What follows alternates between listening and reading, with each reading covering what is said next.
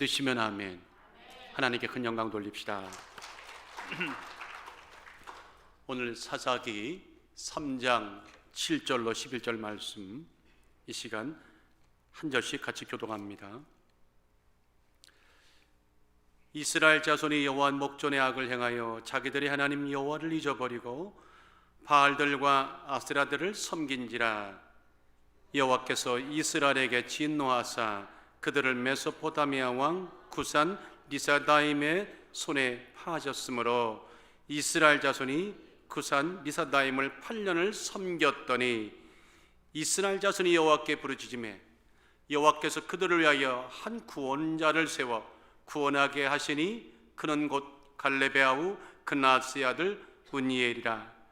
여호와의 신이 그에게 임하셨으므로 그가 이스라엘 사사가 되어 나가서 싸울 때 여호와께서 메소포타미아 왕 구산 리사다임을 그 손에 붙이심에 운니엘의 손이 구산 리사다임을 이기니라. 계속해서 그 땅이 태평한 지 40년에 그나스의 아들 온니엘이 죽었더라. 온니엘이 죽었더라. 좋은 아침입니다. 2월 이제 끝나는 주간 3월로 들어가죠. 아무쪼록 3월은 말초 아닙니까? 영어로 행진하는 그런 멋진 세 달, 은총의 한 달 되시길 주의 이름으로 축원합니다. 여러분들 영화들 좋아하시죠? 네, 저도 영화 좋아합니다. 요새는 뭐 본 적이 없습니다. 유명한 영화에는 명대사가 있기 마련이죠. 오래된 영화입니다. 1994년 그 상영된 영화인데 쇼팽크 탈출이라고 하는 그 영화가 있었습니다. 이 영화에도 명대사가 참 많았는데 그 중에 그 주인공 앤디가 그 절친인 감옥 동료 레드에게 그 남긴 편지에 나오는 말입니다. Hope is good thing. 희망은 참 좋은 겁니다. 아마도 최고라고 말할 수 있죠. 최고인 것, 좋은 것은 결코 사라지지 않습니다. 한번 따라 하십시다. 좋은 것은 사라지지 않습니다. 희망은 좋은 것, 최고라는 겁니다. 사라지지 않는다는 이 말, 참 오늘 우리에게 그것이 우리에게 다가오는 말씀이 되기를 주의 이름으로 축원합니다. 이 영화의 주제가 감옥에서 벌어지는 일인데요, 희망과 자유함의 그런 메시지를 담고 있는데 그 모든 것을 함축한 이 짧은 대사가 사람들에게 오래 기억으로 남았습니다. 온갖 부조리가 난무하는 세상, 온갖 구조하기 난리를 치는 세상, 불의한 것들이 의인 양 서로 우리들에게 속이고 눈가림하고 그리고 우리를 압제하는 그런 세상, 그런 세상 가운데 자유를 바라는 것은 모든 인간들의 당연한 소망이고 희망이고 바람입니다. 꿈입니다. 사람이 사람답게 살기 위해서 마땅한 권리가 있다면 그건 자유함입니다. 인정하시면 아멘. 가장 멋진 희망입니다. 누구의 종으로 산다는 것은 참으로 불행한 거죠. 여러분, 누구의 종이 된다는 거 행복합니까? 이건 비극입니다. 불행입니다. 그래서 예수님의 복음이 우리에게 너무나 감사한 것은 예수님은 우리에게 위대한 은총을 베푸셨는데 바로 자유합니다. 갈라디아서 5장 1절에 그런 말씀하기를 그리스도께서 우리로 자유케 하려고 자유를 주셨으니 그러므로 굳세게 서서 다시는 종의 멍에를 매지 말라. 여러분들은 오늘 자유인 것을 다시 한번 선포합니다. 그렇다면 여러분들 오늘 자유하십니까? 자유함의 기쁨이 있습니까? 오늘 삶 자체가 아주 그냥 넉넉한 희망과 자유함이 풍성히 넘치는 그런 하루를 살고 계십니까? 그래서 오늘 우리는 본문이 더욱더 소중하고 본문이 더욱더 우리의 눈길이 모아질 수밖에 없습니다. 압제로부터 자유와 평화가 찾아온 사건, 바로 오늘 그것이 오늘 본문 사건입니다. 그 주인공이 바로 온니엘입니다. 다 같이 온니엘. 자, 오니엘은 여러분 알다시피 제1대 사사였죠. 이 사사 시대, 어떤 시대입니까? 이스라엘 백성들이 가나안 땅에 입성하고, 그리고 최초의 왕 누구죠? 사울입니다. 그 사울 왕이 세워지기까지 300년 동안의 그 기간은 우리를 가리켜 사사의 시대다. 아직 국가로서 어떤 면모라든가 체제가 완전히 갖춰지지 않았습니다. 그래서 외적이 침입하거나 어떤 나라의 위기가 오면 지파별로 연맹하고 하나가 되어서 그 어려움들을 같이 맞서는 그런 연맹체 정도의 그런 상태를 유지했던 시대가 바로 사사시대였습니다.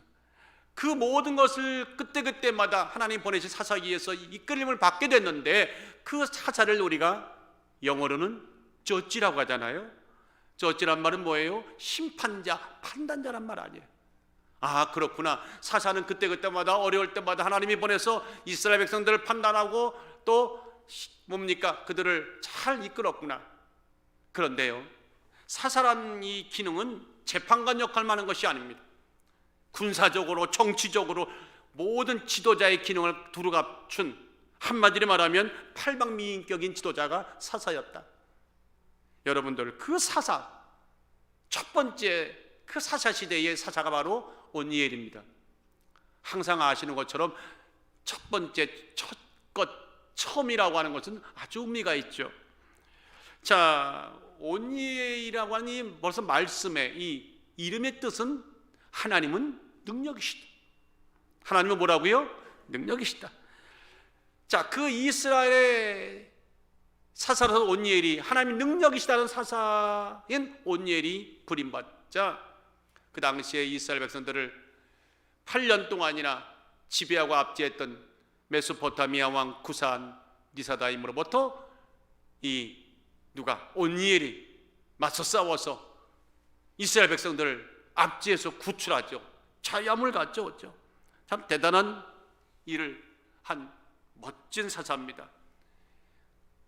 무르나 마나 그들이 왜 8년 동안 구산 리사다임에 압제해 있었느냐? 당연히 이스라엘 백성들이 하나님을 멀리하고 악을 행하고, 그러므로 해서 하나님은 진노하셨고 징계의 일환으로 외적의 손에서 8년 동안이나 그들을 시름케 하고, 그들이 회개하고 하나님께 부르짖고 돌아올 때 사사 오니엘을 보내서 그들을 구출하시는 바로 그런 내용은 우리가 기본적으로 알고 있습니다. 자, 우리 8절 한번 볼까요? 한번 읽어봅시다. 시작. 여호와께서 이스라엘에게 진노하사 그들을 메소포타미아 구산 리사다임의 손에 파셨으므로 이스라엘 자손이 그를 8년 동안 섬겼다. 여러분들, 하나님이 그 당시에 이스라엘 백성들이 얼마나 하나님께 떠나 있었는지, 악을 행했는지, 그로 인해서 얼마나 하나님의 화가, 진노가 크셨는지를 저 파셨다고 하는 저 단어에서 우리가 알 수 있어요. 저 팔다란 단어, 히브리 말로 마카르란 단어인데, 이 마카르라고 하는 히브리어는 노예를 팔 때 쓰는 얘기입니다. 상당하죠? 그러니까 한마디로 말하면 뭐예요? 하나님이 그만큼 이스라엘 백성들을 너무 진노하셔서 메소포타미아 왕 구산 리사다임에게 그들이 노예가 되도록 방치했다, 허용했다. 그만큼 하나님의 진노가 컸다. 이 얘기를 하고 있는 겁니다. 8년을 어려움을 겪고서야 그들은 회개하고 하나님께 부르짖었고, 한국에 하나님께 찾을 때 하나님은 그들에게 아낌없이 구원을 위해서 오늘 온니엘을 보내주셨습니다. 그리고 큰 승리를 이뤘죠.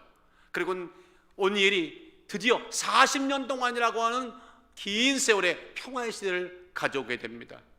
이럴 때 보통 아멘 하시던데요. 아멘. 여러분들, 오늘 자유롭지 못하고 압제된, 우리가 속박당하는 이런 모든 이 상황들이 그때나 지금이나 얼마나 유사합니까? 그리고 40년이라고 하는, 여러분들 40년이라는 상징적인 세월은 완전한 구원을 말하잖아요. 완전한 구원이 있기까지, 하나님 하시기까지 이 모든 과정들이 오늘 본문의 내용인데, 그 모습이 흡사 우리들의 삶의 현장이고 우리가 곧 만나게 될 우리의 미래 삶의 현장의 모습이 여기에 있습니다. 도대체 그 놀라운 40년의 평화의 세월은 8년의 압제를 통과하고 어떻게 그들에게 주어졌을까? 온니엘에게는 어떤 힘이 있었을까? 어떤 능력이 함께 했을까? 어떤 비결이 하나님을 그를 쓰시게 했을까? 오늘 성경은 이렇게 말합니다. 도전과 순종의 정신으로 똘똘 뭉친 자와 얼마나 긴밀하게 교류하고 함께하는 자가 자유함을 얻는, 승리함을 얻는 핵심이다. 믿으시면 아멘. 여러분들 8절 하반절을 다시 한번 제가 읽어볼게요. 이스라엘 자손이 구산 리사다임을 8년 동안 섬겼다. 여러분들, 섬겼다는 이 말이 긍정적인 뜻일까요? 부정적인 뜻일까요? 당연히 아주 매우 부정적인 뜻입니다. 이 섬기다라고 하는 말이 히브리 말로 아바드란 말인데, 이 아바드란 말은요 참 재미있는 단어예요. 흥미로운 단어예요. 이 아바드가 하나님께 붙으면 하나님께 예배하다, 하나님 섬기다가 돼요. 그런데 이 아바드라는 단어가 적들에게 붙고 나면 어떻게 뜻이 바뀌냐면 노예 생활을 하다, 강요에 못 이겨서 시달리다, 뭐 이런 뜻이 돼요. 한 단어에 아바드에 두 가지 뜻이 있어요. 그런데 구산 리사다임에게 섬겼다고 하는 외적에게 이 단어가 붙으면서 뜻은 뭐예요? 그들의 뜻과 다르게, 그들의 뜻과 의지와 상관없이 그들은 노예 생활로 압제를 당했다는 이런 강력한 시달림의 뜻이 있어요.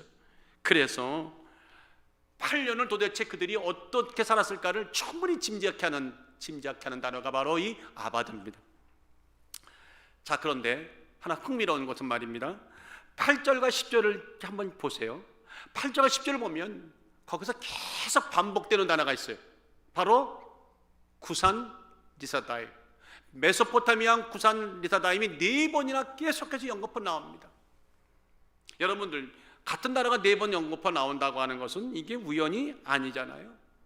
자, 메소포타미아 왕의 이 구산이라는 단어, 이 구산은 어디서 유래가 됐냐면 창세기 10장 8절 보면 니무롯의 아비 구스, 그 구스에서 유래됐다 이렇게 말합니다. 그런데 그 단어보다 더 중요한 단어가 있어요. 리사다임. 리사다임이란 말은 갑절로 악하다는 말입니다. 여러분들, 갑절로 악해요. 악한 게 아니라 갑절로 악해요. 이중으로 악해요. 2배로 악랄하다. 한국말로 말하면 순악질이다. 자, 메소포타미아 왕의 이름이 구산 리사다임이래요. 근데 리사다임이 갑절로 악랄하다? 세상에 어느 아버지가 아들을 낳아놓고 우리 아들의 이름을 갑절로 악랄하다, 순악질이라고 치는 아버지가 어디 있어요? 그거 없잖아요. 그러면 감 잡으셔야 돼. 이거는 누군가가 준 별명이겠죠. 누군가가 줬을까요? 8년 동안 그에게 시달렸던 이스라엘 백성들이 저 왕은 진짜 악한 왕이야. 다 같이 리사다임, 시작. 리사다임, 아주 순악질이야. 여러분들, 제가 오늘 지금 좀 방금했던 이야기들, 이렇게 아바드란 단어, 또 저의 이름, 별명, 이 모든 것을 종합해 보면 정말로 그들은 8년 동안이요 사는 게 고역스러울 정도로 살았어요. 자, 그런 엄청난 아주 스트롱한 지배 체제에서 자유라고 하는 것, 해방이라는 것이 쉽게 주어지나요? 아니죠. 그건 꿈 같은 얘기죠. 현실적으로 가당하지 않아요. 쉽게 이루어지는 일이 아닙니다. 그래서 온니엘의 출현과 온니엘이 리사다임을 쳐서 무찔렀다고 하는 이 이야기는요, 단순한 기적의 사건이 아니라 이거는 흥분될 정도로 엄청난 은혜의 사건이고 위대한 승리이기도 하고 하나님의 승리인 줄 믿습니다. 그런 일을 온니엘이 했어요. 도대체 온니엘이 누구길래, 도대체 온니엘이 어떻게 행하였길래 이런 일이 있었을까? 어떤 핵심 가치가 구원과 평화를 가져온 것일까 할 때, 그 온니엘이라고 하는 그 영적인 믿음의 지도자에 있던 담겨진 하나님이 주신 핵심 가치가 뭔가? 그 실마리가 9절과 11절에 있어요. 자, 보세요. 앞에 보십시다. 9절에 보니까 하반절에 그는 곧 갈렙의 아우 그나스의 아들 온니엘이라 이렇게 말해놓고 11절도 이 온니엘을 소개할 때 그 땅이 태평한지라 40년에 그나스의 아들 온니엘이라 이렇게 했잖아요. 그러면 두 구절과 11절의 차이가 뭐가 있어요? 11절에는 없는 갈렙의 아우란 말, 갈렙이란 말이 9절에 나오는 거예요. 보통 여러분들 성경을 보세요. 아브라함을 소개하거나 아니면 여호수아를 소개하거나 누구를 소개할 때는요, 항상 누구누구의 아들 이렇게 소개하죠. 그게 보통 보편적인 소개 방법이고 통례였습니다. 그래서 오늘 성경 말씀 이 아래 내려가 보면 3장 15절에도 보니까 베냐민 사람 게라의 아들 왼손잡이 에웃, 누구의 아들? 에웃 나오잖아요. 3장 31절에도 아낫의 아들 삼갈, 이렇게 말하는 겁니다. 그런데 온니엘은 그나스의 아들 온니엘이라 말하다가 갑작스럽게 통례와 다른 구절에는 갈렙의 아우란 말이 딱 들어가 있어요. 그러면 저 갈렙의 아우가 그나스인데, 그럼 갈렙이 지금 수식하는 것이 그나스를 수식하는 걸까요? 갈렙과 그나스는 형제였다 그 얘기라는 걸까요? 아닙니다. 앞뒤 문맥을 보면은 저 온니엘을 말하려고 할 때에 온니엘이 어떤 영성을 가지고 어떤 사람인가를 알려주기 위해서 저 의도적으로 갈렙을 집어넣은 겁니다. 목사님, 아마 이런 얘기인 것 같은데요, 온니엘은 아주 멋진 유명인, 갈렙이 유명하잖아요. 그런 멋진 위대한 삼촌을 둔 사람이었다. 그 집의 가문은 쨍쨍하고 괜찮을 정도가 아니라 아주 어마어마했다. 온니엘을 좀 클로즈업하기 위해서 삼촌을 갖다가 좀 앞에 세운 거 아니냐, 또 이렇게 말할 수 있어요. 성경에는요, 그렇게 시시한 이유로 여기다가 갈렙을 갖다 집어넣지는 않아요. 온니엘이 갖고 있던 어떤 영성, 온니엘이 갖고 왔던, 온니엘을 통해서 이루어지는 하나님의 승리와 자유함 속에는 갈렙의 깊은 연관성이 있다고 하는 것을 의도적으로 누구들에게, 여러분과 나에게 부각시키기 위해서 오늘 여기 기록에 삽입된 줄을 믿습니다. 자, 이렇게 말할 수 있어요. 온니엘과 갈렙은 믿음의 닮은 꼴이다, 믿음의 판박이다, 영성의 닮은 꼴이라는 거예요. 다시 말하면 갈렙에게는 어떤 영성의 어떤 중요한 가치가 누구에게도 온니엘에게 있다는 거예요. 그래서 삼촌과 조카 사이였던 그들의 관계는 온니엘 주변에 영적인 삼촌, 영적인 믿음의 사람 갈렙이 있으므로 자연스럽게 그와 교제하면서 그의 모든 가치가, 믿음의 어떤 놀라운 은혜가 그에게 차곡차곡 정착됐다는 것입니다. 순종과 도전의 정신의 사람 갈렙이 결국은 또 다른 순종과 도전의 사람 온니엘을 만들어냈다고 하는 이 사실을 성경이 말하고자 오늘 갈렙의 이름을 집어넣은 줄 믿습니다. 한번 따라 하십시다. 둘은 같은 과다. 영적으로 같은 과입니다. 우리가 영적으로 우리가 아름다운 교회 성도가 될 때는요, 진짜 같은 과가 돼야 돼요. 아멘입니다. 영적으로 같은 과가 되고, 그 같은 과는 최종적으로 누구와 같아야 돼요? 예수님과 같아야 돼요. 자, 보세요. 구체적으로 말씀을 드릴게요. 여호수아가 누굽니까? 애굽에서 탈출한 이스라엘 백성들의 1세대 가운데 오직 여호수아와 갈렙, 그 중에 갈렙이죠.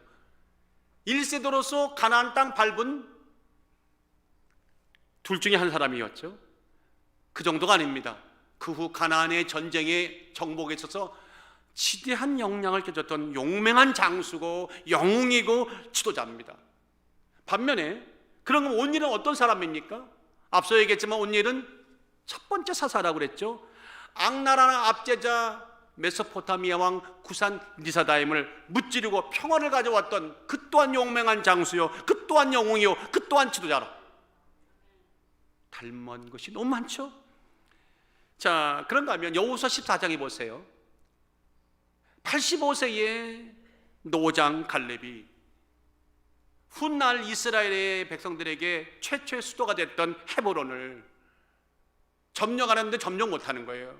올라가기가 두려워서 다들 뒤로 물러날 때 85세 노장 갈렙이 나타나서 난 지금도 여전하다고 여호수아여 나에게 저 성을 공략하도록 제가 달라는 그런 장면들 기억나시죠? 그렇게 해서 결국 헤브론을 정복한 사람이 갈렙이었습니다. 그렇다면 운니엘이 사사로 부름받을 때 나이를 추정해 보니까 80입니다. 뭔가 비슷하잖아요. 80의 나이에 사사로 불림받아 가지고는 유다 지파의 최고의 지도자였죠. 그때도 최고의 지도자로서 받을 수 있는 모든 누릴 수 있는 혜택을 다 내팽개쳐 버리고 내려놓고 하나님 명령 떨어지니까 누구도 감히 덤비지 못했던 메소포타미아 왕 구산 리사다임에게 맞서 싸워서 그를 압제하고 무너뜨리고 평화를 가져왔던, 얼마나 이게 닮은 꼴인지요. 참 삼촌이나 조카나 너무 멋있습니다. 그런가 하면 여러분들 갈렙을 할 때 꼭 따라다니는 수식어가 있어요. 두 글자입니다. 순종. 순종 아닙니까? 민수기 14장 24절에 보세요. 오직 내 종 갈렙은 그 마음이 그들과 달라서 나를 온전히 쫓았은즉 순종했다는 거예요. 민수기 32장 10절에 12절에도 다만 그나 사람 여분네 아들 갈렙과 눈의 아들 여호수아는 볼 것은 여호와를 온전히 순종하였습니다. 자, 갈렙이 순종이라면 온일은 어떨까요? 역시나 순종입니다. 오늘 본문의 10절에 상반절에 뭐라고 말합니까? 여호와의 신이 그에게 임하셨으므로 그가 이스라엘 사사가 되어 나가서 싸울 때에 아멘. 성령이 임하고 나니까, 성령이 그에게 임하고 명령이 떨어지고 나니까 주저하지 않고 목숨을 걸고 나가 싸웠다는 거예요. 순종했다는 거죠. 그 말씀이, 그 순종의 의미가 여기에 고스란히 녹아있는 겁니다. 그러면 여러분 온니엘이나 갈렙이나 뭐가 달라요? 똑같아요. 그런데 제가 앞서 말했잖아요. 둘은 한 몸과 같다, 같은 과라고 그랬잖아요. 궁극적으로 삼촌과 조카의 사이가 결국은 어떻게 됩니까? 장인과 사위가 되죠. 갈렙이 자기의 딸 악사를 그에게 주어서 온니엘을 사위로 맞아들입니다. 그리고 전쟁터를 같이 누비는 거죠. 가나안 정복 전쟁에 이것저것 다니면서 큰 전공들을 너무 많이 세웠습니다. 참 놀라운 일입니다.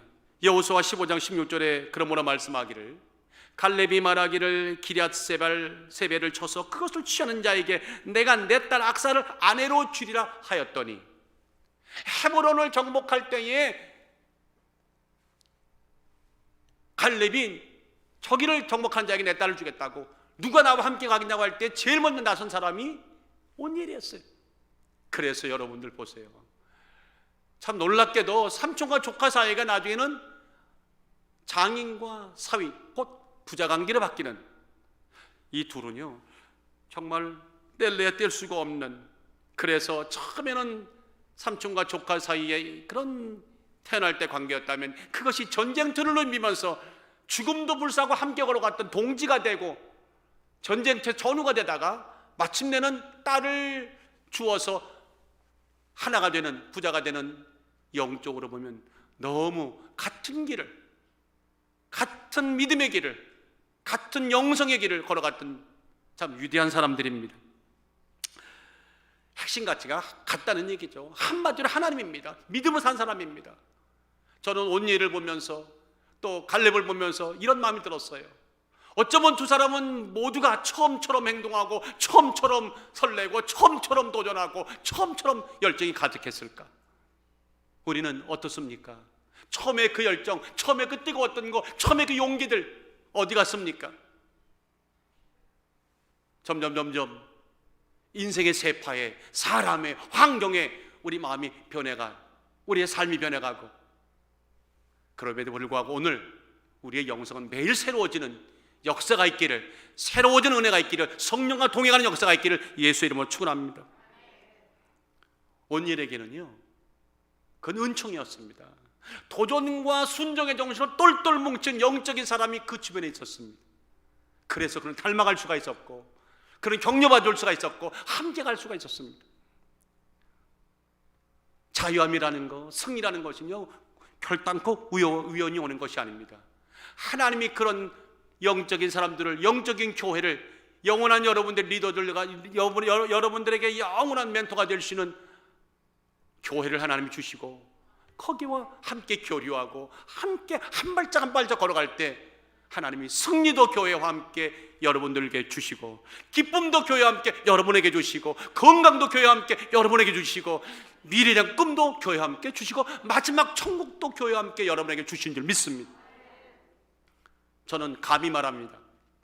누구와 어떤 대화를 하고, 누구와 어떤 꿈을 나누고, 누구와 어떻게 미래로 함께 걸어가느냐가 내 미래의 운명까지 바꿔놓을 수 있다. 예수 믿기 전에도 그런 얘기 많이 들었습니다. 친구 따라 어디 가요? 요새 미국도 와요. 좋은 친구, 영적인 친구, 영적인 멘토, 영적인 조도가, 영적인 사람들이 우리 주변에 정말 얼마나 많은지, 얼마나 많이 하나님 주셨는지, 많고 적은 문제가 아니라 진짜 나에게 영성에 지대한 영향을 줄 수 있는 그 사람이 있는지 한번 꼭 돌아보시기를, 아무쪼록 우리 교회가 여러분에게, 저에게 그런 교회가 되기를 예수의 이름으로 축원합니다. 오늘이 갑자기 역사의 중앙무대에 떡하니 첫 번째 사타로 등장했다고요? 거짓말하지 마십시오. 세상에 우연은 없습니다. 건강한 영성의 소유자가, 그 갈렙이 그 주변에 있었습니다. 오랜 세월 자연스럽게 교류를 나누면서 자연스럽게 거기에 흡수가 되고, 자연스럽게 그 영성이 교류되면서 예수로 하나가 되고, 하나님으로 하나 되고, 믿음으로 하나가 되고, 소망으로 하나가 되고, 사랑으로 하나가 되면서 세상이 줄 수 없는 그 놀라운 가치관을 심게 되었다는 겁니다. 영웅은 태어나는 것이 아닙니다. 만들어지는 것입니다. 여러분도 꼭 만들어져 가시길, 저도 만들어 가길 예수의 이름으로 축원합니다. 오늘도 우리 주변에서 우리에게 들리는 이야기들이 어떤 이야기가 들릴까? 어떤 목소리가 내 영혼을 지배하고 있는지 한번 가만히 생각해 보세요. 누구의 목소리가, 어떤 사람의 목소리가, 세상의 어떤 목소리가 나를 지배하는지, 아니면 말씀이 나에게 은혜를 주는지, 찬양이 내게 은혜를 주는지, 어떤 믿음의 친구가 나와 함께 지금 같이 걸어가고 있는지를 오늘 한번 돌아보는 은혜가 있기를 주의 이름으로 축원합니다. 하나님이 주신 미래를 향해서 함께 걸어갈 수 있는 그런 순종의 사람, 도전 정신으로 똘똘 뭉친 영적인 사람들에게는요, 반드시 나타나는 특징이 두 가지가 있어요. 그 중에 하나가 저겁니다. 인본주의적 사고와 시대 정신을 거부하는 순수한 신앙 지킴이. 오늘 5절 6절을 먼저 한번 제가 읽어보겠습니다. 이스라엘 자손은 마침내 가나안 사람과 헷 사람과 아모리 사람과 브리 사람과 히비 사람과 여부스 사람 사이에 거하며, 주여 그들의 딸들을 취하여 주여 아내를 삼으며 자기 딸들을 그들의 아내에게 주며 또 그들의 신을 섬겼더라. 자, 온전히 살던 시대에 이스라엘 백성들이 하나님을 멀리하고 세상의 신들을 섬기면서 세상 사람들과 모든 것들 나누지 말아야 할 이 영성까지, 육체는 말할 것도 없고 그들과 교제하면서 먹고 마시고 그들과 함께 살았다는 거예요. 완전히 세상 사람보다 더한 세상 사람이 됐다는 거죠. 그런데 운일은 달랐다는 겁니다. 어떻게 달랐습니까? 철저하게 그걸 거부했습니다. 물들지 않았습니다. 그리고 하나님의 성령의, 하나님의 신의 인도 안 받는 자로 살았다는 겁니다. 그래서 10절 상반절은 그런 의미로 이렇게 기록합니다. 여호와의 신이 그에게 임하셨으므로 그가 이스라엘 사사가 되어 나가서 싸울 때에, 다 같이 나가서 싸울 때에, 여러분들 인본주의 사고와 그 시대정신에만 싸웠다는 겁니까? 아닙니다. 그를 추종하고 그와 함께 물든 자들과도 부대끼는 이 상황을 두려워하지 않았다는 거예요. 우리가 예수를 정확히 믿을 때, 확실히 믿을 때 잠잠하라 외치는 저 인본주의적인 사고방들, 저 덩어리들이, 저런 목소리들이 사람을 통해 우리가 들려올 때 있습니다. 그럴 때 성경 읽으시면서 주의 말씀 들으시면서 확실하게 주의 길을 걸어가시기를 주의 이름으로 축원합니다. 그런가 하면요, 하나님을 엉뚱한 곳에 두지 말라는 거예요. 이게 무슨 말인가? 하나님을 엉뚱한 곳에 두지 말라는 거예요. 하나님 마음 밖에 두지 말라는 말씀입니다. 자, 7절을 보면요, 아주 재미난 말씀이 있어요. 잘 들어보세요. 이스라엘 자손이 여호와의 목전에 악을 행하여 자기들의 하나님 여호와를 잊어버리고 이 잊어버리다는 말이 forget, 하나님을 forgot, 있다는 뜻인 그런 단순한 것이 아닙니다. 이 있다는 말에 해당하는 히브리어가 샤카인데, 이 샤카는 단어는 뭐를 놓을 때 잘못 놓는 거. 예를 들면 물을 여기다 갖다 놔야 되는데 여기에 놓을 자리인데 엉뚱하게 저 밖에다 놨을 때 그때 우리가 말하기를 샤카 이렇게 말하는 거예요. 감 잡히시죠? 다시 말하면 이스라엘 백성들이 무엇을 했느냐? 하나님을 잊었다? 단순히 잊은 게 아니라는 겁니다. 하나님이 우리의 마음의 가장 중심에, 삶의 중심에 모셔야 되는데 그들이 의도적으로, 고의적으로, 아주 악하게도 마음 밖에 엉뚱한 곳에다가 딱 하나님을 거기다 모셔두었다는 거예요. 성경을 읽다 보면요, 그래서 이런 날 오고 나면 참 무섭다. 하나님은 우리들의 마음의 중심에 어떤 상태, 어떤 움직임인지를 파악하시는 거예요. 하나님, 어쩌다 보니까 세상이 이렇게 어렵다 보니까 내가 예배를 잊었고 하나님을 잊었고 깜빡했어요. 성경은 그렇게 말 안 합니다. 그건 당신의 얘기죠. 성경은 우리들의 심령에 대해서 우리도 모르는, 우리가 우리에게 속고 있는 걸 찝어냅니다. 아닙니다. 당신도 몰랐겠지만 당신에 있는 본성이 의도적으로, 고의적으로 하나님을 거부해서 엉뚱한 걸 둔 것입니다. 그것이 뭡니까? 잊어버리다, 샤카하다. 아무쪼록 여러분들, 바로 그 순간이 위기란 사실을 꼭 기억하십시오. 다른 게 위기가 아닙니다. 하나님은 내 안에 계셔서 내 중심 안에 있고, 교회의 중심 안에 있고, 목회의 중심 안에 있고, 가정의 중심 안에 있고, 여러분 삶의 중심 안에 있고, 건강의 중심 안에 있고, 이 나라의 중심 안에 있고, 지구촌 중심 안에 있을 때 그게 살 길입니다. 그런데 살짝 틀어서 엉뚱하게 모셔놓고 나면 모신 게 아닙니다. 배척한 겁니다. 그때가요, 영적으로 굉장히 위험한 때입니다. 아무쪼록 3월달은 영어로 3월은 말초 아닙니까?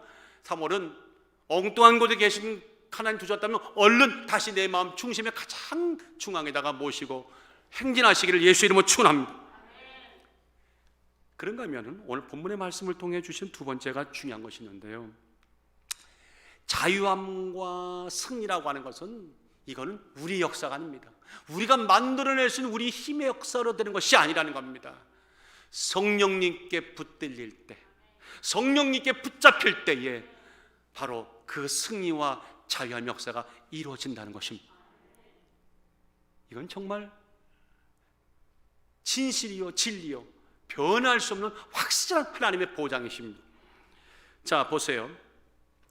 운니엘이 됐던 것, 그 영적인 비결, 아무도 대항하지 못했던 그 강력한 8년간이나 압제했던 메소포타미아 왕에게 도전장을 내밀어서 결국 승리하게 만든 이 온일이 도대체 무슨 힘으로 이 일을 행할 수가 있었을까? 성경은 얼마나 확실하게 찝어냅니까? 10절에 계속 말씀하고 있잖아요. 여호와의 신이 그에게 임하셨으므로 그가 이스라엘 사사가 되고 나가서 싸울 때 여호와께서 메소포타미아 왕 구사리사다임을 그 손에 붙이십니다. 하나님의 신이 임하니까 사자가 되는 겁니다. 하나님의 신이 임해야 여러분 하나님의 백성이 되는 겁니다. 하나님의 백성이 되고 나면 세상에 어떤 권력 같은 세상의 적들도 하나님의 손에 붙이게 만들어 주신다는 겁니다. 내 능력이요? 아닙니다. 내 은혜요? 우리가 우리 믿음을 지킨다고 어떤 분이 얘기하더라고. 우리가 어떻게 우리 믿음을 지킵니까? 못 지킵니다. 못 지키죠. 그분이 지켜주시고 그분이 붙잡아 주셔야 됩니다. 참 신기한 게요, 이 10절을 읽다가요, 중요한 핵심이 뭐냐면 여호와의 신이 그에게 임하셨으므로, 이게 핵심이요. 그럼 맨 마지막 다 빼버리고 구산 리사다임을 이기니라가 결과죠. 그 앞에 사족을 다 뺍시다. 앞과 끝만 연결시키니까 심플하게 답은 나와요. 어떻게? 여호와의 신이 그에게 임하셨으므로 구산 리사다임을 이깁니다. 믿으시면 아멘. 운니엘이 강력한 메소포타미아의 군대를 무찌르고 악랄한 압제자 순악질 왕 베가나 악랄했던 그를 넘어뜨렸던 그 능력은 오직 성령의 힘이시다. 성령의 도심입니다. 그것이 비밀입니다. 오늘 여러분들 그 성령님 의지하십니까? 그 성령님 모시고 살고 있습니까? 혹시 기도하시다가 깜빡 잊으시고 성령 놓치시고 혼자 기도하지 않습니까? 운전하실 때도 그 성령님 모시고 운전하십니까? 직장 가실 때도 그 성령님 손잡고 직장 가십니까? 24시간 그분이 우리를 붙잡으시는 만큼 우리도 그분을 붙잡고 걸어가기를 예수 이름으로 축원합니다. 운일이 완벽했다고요? 절대 아닙니다. 용맹한 장수였다고요? 날 때부터 용맹한 장수 없습니다. 장수는 용맹한 만들어져 가는 거죠. 철을 날카롭게 하듯이 위대한 철 대신 하나님이 성령께서 나를 갈고 닦아서 위대한 철이 되어가는 것입니다. 모든 사사들 보세요. 한결같이 그들에게 공통점은요, 여호와의 신임에 임했다는 거예요. 성령님이 임했다는 겁니다. 사사기 6장 34절을 보십시오. 여호와의 신이 기드온에게 강림하시니 기드온이 나팔을 불매 아비에셀 족속이 다 모여서 그를 쫓았더라. 성령이 임하지 않고 나팔 불면 아무도 안 와요. 오늘도 성령 안에서 우리가 열심히 예배드리고 전심으로 하나님 잡고 우리가 나팔을 불면 멀리 가 있던 모든 하나님의 택하신 백성들이 각 교회마다 넘칠 역사가 있을 줄 믿습니다. 14장 6절에도 보니 삼손이 여호와의 신에 크게 감동돼요. 크게 감동되니까 손에 아무가 없어도 그 사자를 염소새끼 찌든같이 찢었도다. 야, 오직 여호와의 신. 오죽하면 다윗이요, 남의 아내 우리아의 밧세바를 간음했잖아요. 그래서 징계를 받는 장면 기억나시죠? 나단이 와가지고 신랄하게 부모님 백성 앞에서 막 왕의 죄를 다 토해낼 때 다윗이 어쩔 줄 모르는 거죠. 그런데 그 와중에도 다윗이 했던 말이 안 했어요. 참 무서운 말입니다. 시편 51편에 얘기가 나와요. 11절에 나를 주 앞에서 쫓아내지 마시며 다 같이 주의 성신을 내게서 거두지 마옵소서. 다윗이요, 하나님 나를 두들겨 패고 야단치고 좋습니다. 그러나 제발 주의 성령은 걷어가지 마옵소서. 이게 믿는 자의 모습입니다. 우리가 여러분을 살다 보면 실수 안 합니까? 실수하죠. 멀리 안 갑니까? 멀리 가죠. 그래서 아버지의 사랑을 우리가 회초리 맞을 때도 있지만 늘 기억하십시오. 잊지 말아야 할 기도는 하나님 징계하시더라도 주 성령을 걷어가지 마옵소서. 다윗이 하나님의 사랑을 받았던 이유가 바로 이 점입니다. 야, 이 친구는 성령의 하나님의 신이 어떤 존재인가를 아는구나, 제대로 알고 있구나, 참 멋지다. 우리를 우리가 되게 만들어주고 우리를 위대한 존재로 거듭나게 만들어주고 하나님의 멋진 병거가 되고 전사가 되게 만들고 모든 은혜를 주시는 그 출처가 성령 하나님이시다. 오순절교회 목사님이라서 성령을 강조한다고요? 아유, 그런 바보 같은 얘기가 어디 있습니까? 이거는 교파가 상관없이 성령이 말하는, 우리에게 주시는, 오직 성령이 너에게 임하시면 너희가 권능을 받고 예루살렘과 온 유대와 사마리아와 세상 땅끝까지 내 증인이 되리라. 오직 성령이 답입니다. 믿으시면 아멘. 미국의 사상가 랄프 월더 에머슨이 남긴 의미심장한 말이 바로 여러분 앞에 있습니다. 무슨 얘기입니까? 우리 뒤에 무엇이 있고 우리 앞에 무엇이 있느냐가 문제가 아니라는 거예요. 진짜 우리들에게 중요한 거는 우리 안에 무엇이 있느냐가 중요하다. 우리 안에 무엇이 있느냐에 앞에가 뭐가 있건 뒤에 뭐가 있건 비교해보면 아무것도 문제가 안 된다는 거예요. 이거 참 너무 멋진 말 아닙니까? 살다 보니까 앞에서 어릴 때 그런 얘기 하잖아요. 앞을 보니 앞을 팔자요, 뒤를 보니 어떡할 팔자라고 어릴 때 말 같은 얘기들 하잖아요. 앞에서 몰려오는 고난이 있고 옆에서 오는 환란이 있고 지금은 모난과 환란, 그 모든 것들을 우리는 막 어쩔 줄 몰라서 방황하고 당황하고 어쩔 줄 모르는데 이분은 말하는 거예요. 그런 것도 크다고 생각할지 모르겠지만 내 안에 계신 이가 누군지 알고 나면 비교가 안 된다는 거죠. 그저 아무리 어리며도 먼지에 불과하다. 믿으시면 아멘. 요한복음 14장 12절에 예수님이 참 우리에게 힘을 주십니다. 내가 진실로 진실로 너에게 이르노니 나를 믿는 자는 내가 하는 일을 저도 할 것이요 또한 이보다 더 큰 것도 하리니 이는 내가 아버지께로 감이라. 그리고 말씀하기를, 그 능력이 뭐냐? 그 아래 16절에 말씀하기를 내가 아버지께 구하겠으니 그가 또 다른 보혜사, 다른 도와주시는 분, 헬퍼를 보내주셨는데 바로 성령 하나님 너희에게 주사 영원토록 너희가 함께 하시리니 아멘. 성령 하나님이 우리를 도와주시면요 예수님 하실 보다 더 큰 일을 하셨다는 거예요. 제가 어떤 분한테 이런 얘기를 들었어요. 목사님, 자리가 사람을 만들던데요. 아, 맞다. 좀 맞아요. 목사의 자리가 목사를 만들어 가더라고요. 예? 여러분들 성도의 자리가 성도를 만들어 가는 거예요. 참 자리가 중요한 거예요. 어릴 때 우리 할머님들이 참 욕들 많이 하셨어요. 나 뭐 베라목을 뭐 어쩌고 가다가 그냥 벼락 맞아. 왜 우리 저 할머니들은 그렇게 끔찍한 말을, 우리가 벼락 맞아 죽길 원하시는 것도 아닌데 코 뿔 때도 밤나 그냥 밤나 코가 질질 나가 얻어맞기 참 많이 얻어맞았잖아요.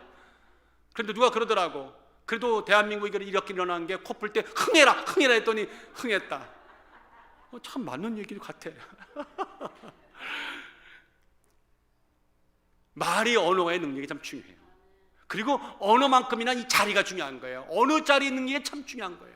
여러분 오늘 믿음의 영성생활은요 어느 자리냐가 여러분의 이 운명을 결정할 수도 있어요. 있어야 할 자리, 다 같이 있어야 할 자리, 지켜야 할 자리, 떠날 수 없는 자리, 변화의 자리, 그거 지키는 게 축복입니다.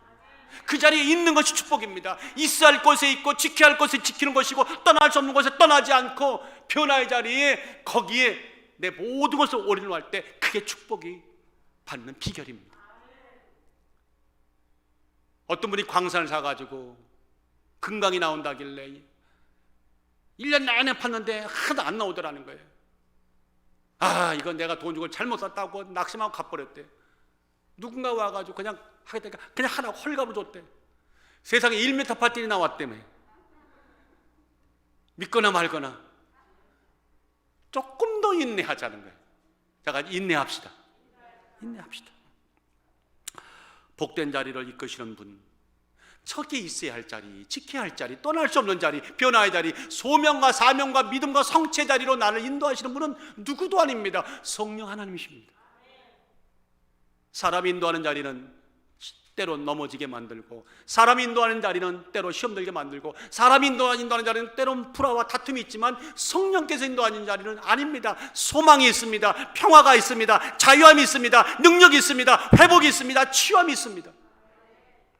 오늘 그런 여러분들 인생이 탈바꿈되는 역사를 성령께 맡겨서 얻어 누리시는 은혜가 있기를 주의 이름으로 축원합니다. 디도서 3장 5절에 말씀하기를 우리를 구원하시되 우리의 행한 바 의로운 행위로 말미암지 아니하고 오직 그의 긍휼하심을 쫓아 중생의 씻음과 성령의 새롭게 하심으로 하셨나니 아멘. 성령의 새롭게 하시는 역사가요 몇 시간 물붓듯이 부어주고 있습니다. 지금도 부어주고 있습니다. 못 느끼세요? 말씀드리면서 성령께서 나에게 막 안수하시고 나에게 기름을 붓고 나에게 한번 말씀의 은혜를 붓고 이렇게 살아야지 이렇게 살아야겠다고 인을 치시는 역사가 느껴지는 분은 아멘. 예, 아멘 해야 됩니다. 정말 강요하는 것이 아닙니다. 그것이 살 길입니다. 요한복음 14장 26절에 말씀하기를 보혜사 곧 아버지께서 내 이름으로 보내실 성령 그가 너에게 모든 것을 가르치시고 내가 너에게 말한 모든 것을 생각나게 하시리라. 여러분들에게 매달 성령께서 아침마다 기도할 때, 저녁마다 기도할 때, 운전자 잡고 기도할 때, 어디를 가도 기도할 때, 걸을 때도 기도할 때마다 생각나게 하시고 깨닫게 하시고 새롭게 하시고 길을 열어주시기를, 모든 문제 해결책을 주시는 역사가 있기를 예수님의 이름으로 축원합니다. 엉뚱한 사람들은 이런 말씀 갖고 내일이 시험인데 공부 하나도 안 하고 성령님 내일 시험할 때 답을 알려주옵소서. 100점 맞겠습니까? 빵점 맞겠습니까? 무르나 만한 얘기죠. 우리 성령님은 그런 데 시시껄렁하게 갖다 붙이지 마세요. 인생을, 운명을, 영생을 갖고 논하신 분이 성령이십니다. 참 그리스도로 살기 원한다면 그러므로 세상께 길들이지 마십시오. 저도 참 많이 길들여진 것 같아요. 요새 여러 가지 일들을 겪으면서 1년, 2년 겪어가면서 참 깨닫는 일이 많아요. 아니라고 하지만 나도 모르는 사이에, 여러분 그거 못 느끼십니까? 나도 모르는 사이에 내가 세상에 길들여져 있더라고. 세상 얘기에 길들여져 있더라고요. 세상의 목소리에 길들여져 있더라고요. 나도 모르게 사람에게 길들여져 있더라고요. 사람에게 내게 어찌하리요? 하나님에게 길들여져야 됩니다. 말씀에 길들여져야 됩니다.